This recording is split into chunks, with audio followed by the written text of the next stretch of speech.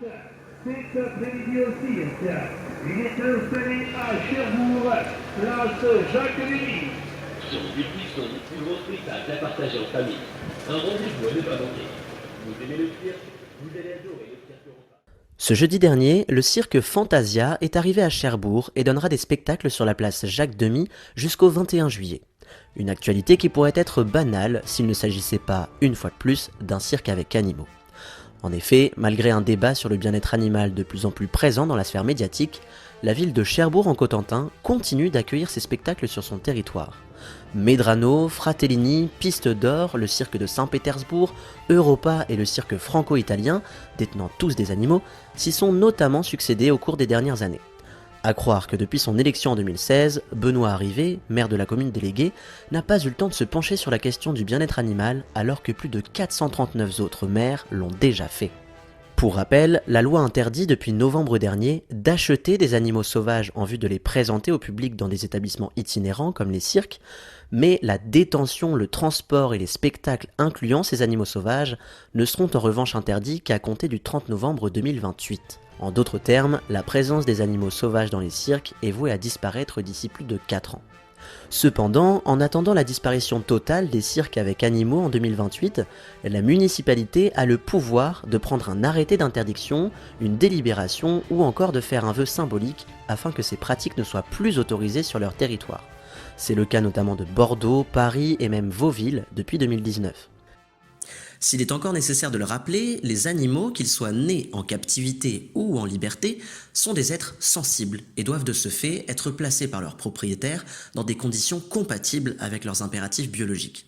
Cependant, les conditions de détention et de dressage ne respectent aucunement ces critères. Dans la nature, les animaux sauvages ont besoin de fuir, attaquer, courir, chasser, explorer leur territoire, vivre en groupe ou rester seuls, voler, creuser, se cacher, se rouler dans l'herbe, dans le sable, dans la boue, se reproduire librement, élever leurs petits, prendre un bain, gratter, grimper, sauter, etc.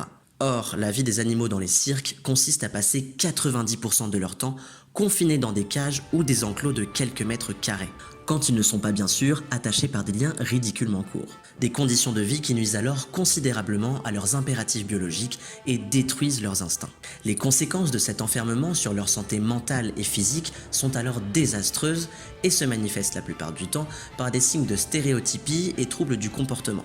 Les stéréotypies sont des répétitions de mêmes actions sans grande variation ni but apparent, comme par exemple des allers-retours sans fin pour les fauves, ou encore le balancement infini de la tête pour les éléphants. Et au-delà de cet enfermement forcé, il est bien connu que le dressage des animaux sauvages est un acte de maltraitance supplémentaire, puisqu'il repose la plupart du temps sur une technique dénuée de toute éthique qui consiste, en cas de refus de l'animal, à lui infliger une douleur plus importante que celle ressentie par celui-ci lorsqu'il effectue les numéros demandés. Pour terminer, vous verrez souvent que les circassiens se protègent avec la possession d'un certificat de capacité qui, même si ça sonne bien sur le papier, ne garantit en rien le bien-être physique et mental des animaux, puisque celui-ci ne change rien à toutes les conditions énumérées précédemment. Tout ça, les cirques le savent très bien, et certains peuvent même se montrer agressifs si l'on cherche à démontrer que les animaux n'ont pas leur place dans leur spectacle.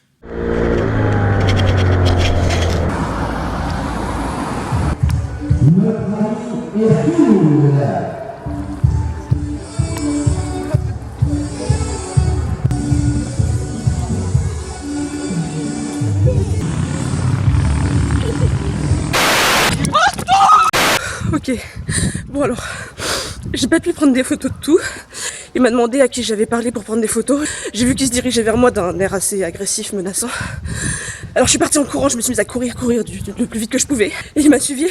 Il m'a dit je vais te tuer ton appareil photo, je vais le briser et tout. Et du coup j'ai couru sur la route et le monsieur m'a déposé pas loin là. Alors, si la ville de Cherbourg peut consacrer une partie de son temps à distribuer des autorisations de représentation au cirque avec animaux, peut-être les élus auraient-ils un moment pour prendre position en faveur de la cause animale. Et si vous n'y voyez pas un enjeu suffisamment important pour être étudié, je vous mets au défi, monsieur Arrivé, d'aller assister à un de ces spectacles qui se déroulent dans votre ville, comme je l'ai fait à Contrecœur l'été dernier, pour en tirer mes propres images.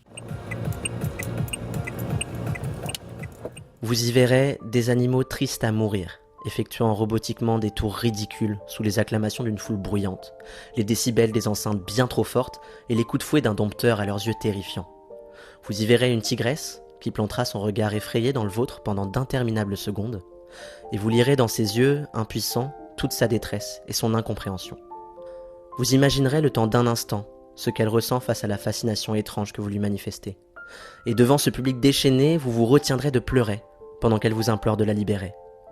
Puis une fois le rideau tombé, vous retrouverez votre vie, votre confort, mais surtout votre liberté, alors qu'elle retournera comme chaque jour de sa vie derrière ses barreaux.